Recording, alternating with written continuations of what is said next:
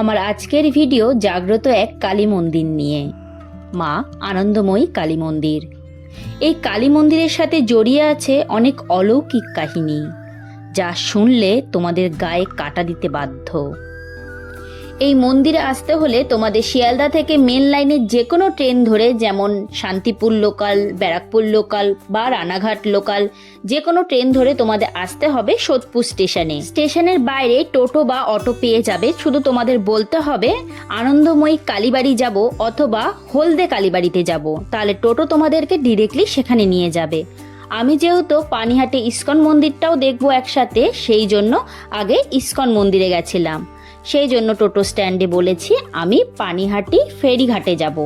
আমার টোটোতে ভাড়া পড়েছিল 10 টাকা করে। এই পানিহাটি ইস্কন মন্দিরের যদি সম্পূর্ণ ভিডিও তোমরা দেখতে চাও, আমি এই ভিডিওর ডেসক্রিপশানে লিঙ্কটা দিয়ে দিয়েছি, তোমরা ভিডিওটা চাইলে দেখে নিতে পারো।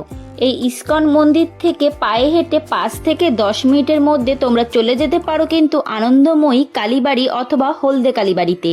আমি এখন যেখানে দাঁড়িয়ে আছি একদম হলদে কালীবাড়ির ঠিক সামনে। এই আনন্দময়ী কালীবাড়ি স্থানীয় বাসিন্দাদের কাছে হলদে কালীবাড়ি নামেই বেশি পরিচিত। এই মন্দিরটা হঠাৎ যদি কেউ দেখে তাহলে কিন্তু ভাবতেই পারে হয়তো কালী মন্দিরটা হলুদ রঙের দেখতে বলেই হলদে কালীবাড়ি নামে বেশি পরিচিত, কিন্তু না।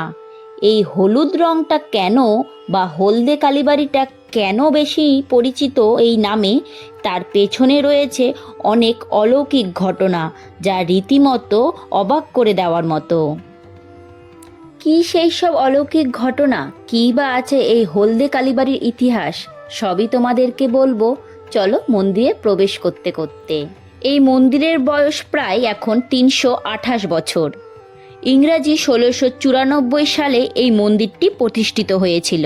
প্রতিষ্ঠাতা ছিলেন ওই জমির মালিক ঈশান চক্রবর্তীর জামাই ত্রৈলোক্যনাথ মুখোপাধ্যায়। সেই সময় কালীধাম থেকে নিয়ে আসা হয়েছিল কোষ্ঠী পাথরের দেবী আনন্দময়ী কালীর মূর্তি। এই মন্দির সম্পর্কে ভক্তদের দাবি, রাতে মন্দিরের দরজা বন্ধ করার পরও মন্দিরের ভেতর থেকে ভেসে আসে ধূপধুনোর গন্ধ। এই মা এলোকেশী দেবীকে রাস্তায় ঘোরাফেরা করতেও দেখেছেন তার ভক্তরা। ভক্তদের কাছে এই কালী মন্দির হলুদ কালীবাড়ি নামেই বেশি পরিচিত। এই হলদে কালীবাড়ির নামকরণের পেছনে রয়েছে একটি ইতিহাস।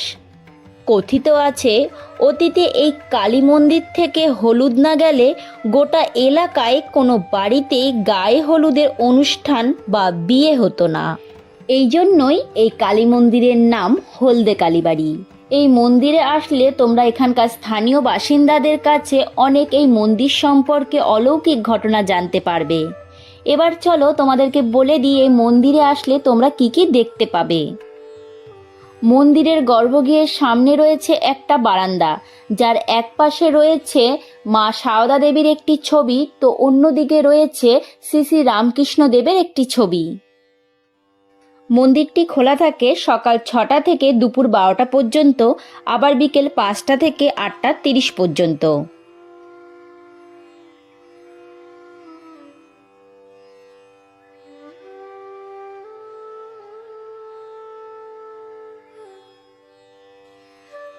এই মন্দিরে রয়েছে 3টি শিবলিঙ্গ আর রয়েছে মা আনন্দময়ী।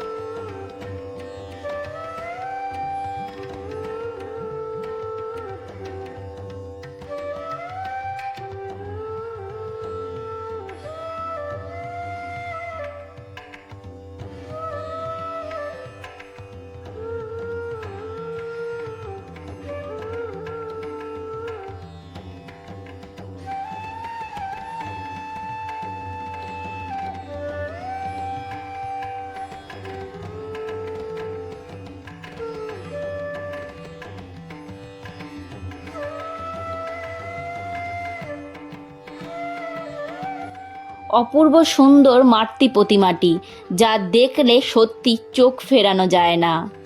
আমি যখন এই মন্দিরে গিয়েছিলাম তখন সন্ধে 6টার সময়। সেই সময় মন্দির প্রাঙ্গণে কোনো ঠাকুরমশাই বা পুরোহিত উপস্থিত ছিল না। মন্দিরের আশেপাশে ঘুরে আমি যতদূর জানতে পারলাম, মন্দির আশেপাশে কোনো মায়ের পুজো দেওয়ার জন্য সামগ্রীর দোকান নেই। তোমরা যখন আসবে তখন মাকে শুধু দর্শন করতেই পারবে। আমি যেই টাইমটা তোমাদেরকে মেনশন করে দিয়েছি সেই টাইমের মধ্যে আসলে মাকে দর্শন করতে পারবে। কিন্তু তোমরা যদি এখানে মায়ের পুজো দিতে চাও তাহলে তোমাদেরকে আসতে হবে প্রত্যেক অমাবস্যায়। প্রত্যেক অমাবস্যায় এখানে মায়ের পুজো দেওয়া হয়। এছাড়াও অনেক বড় করে প্রত্যেক কালী পুজোতে মায়ের এখানে পুজো দেওয়া হয়। তোমরা চাইলে কালী পুজোর দিনও আসতে পারো। তোমরা ট্রেন ছাড়া যদি বাসে আসতে চাও, বিটি রোড ধরে সোদপুরে এসে পৌঁছে যেতে পারো এই মন্দিরে। এছাড়াও কন্যাগর থেকে লঞ্চে চেপে পানিহাটি ফেরিঘাটে নেমে হেঁটেই পৌঁছে যেতে পারো এই মন্দিরে। তাহলে চলো, টাটা, দেখা হচ্ছে তোমাদের সাথে নেক্সট ভিডিওতে। ভিডিওটি ভালো লেগে থাকলে অবশ্যই একটা লাইক করে দিও আর চ্যানেলটিকে সাবস্ক্রাইব করে আমার পাশে থেকো।